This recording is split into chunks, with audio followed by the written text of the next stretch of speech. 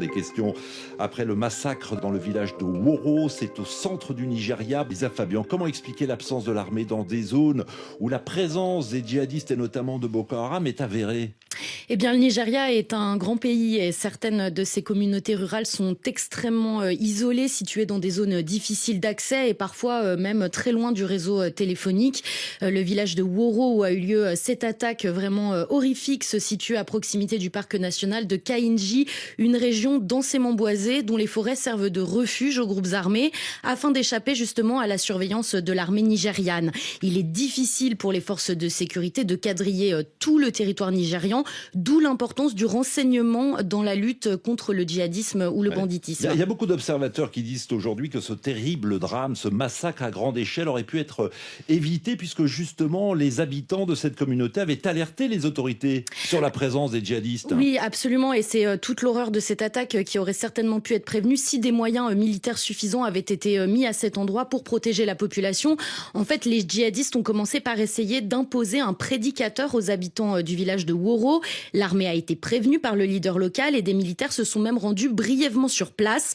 Leur présence semble avoir marqué un tournant puisqu'après avoir constaté qu'ils étaient là, les djihadistes sont passés aux menaces en accusant le chef du village d'avoir essayé de les faire arrêter, en promettant de revenir.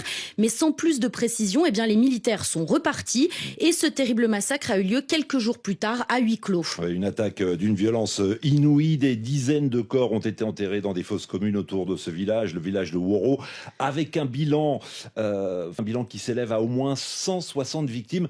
Sûrement plus. Oui, on parle là d'une attaque signée Boko Haram, plus précisément une attaque qui aurait été menée par des membres du JAS, la faction la plus violente restée fidèle au chef historique Abubakar Shekau qui est mort en 2021. À Woro, les villageois qui avaient refusé de se soumettre ont été exécutés méthodiquement. Des femmes et des enfants ont été kidnappés et emmenés en forêt. Le village a été incendié, les maisons éventrées. Au cours de cet assaut qui, rappelons-le, a duré de 17h à quasiment 2h du matin sans qu'aucun secours, aucun renfort militaires ne viennent l'interrompre. Oui, attaque qui survient aussi dans un contexte de renforcement de la coopération militaire avec les États-Unis.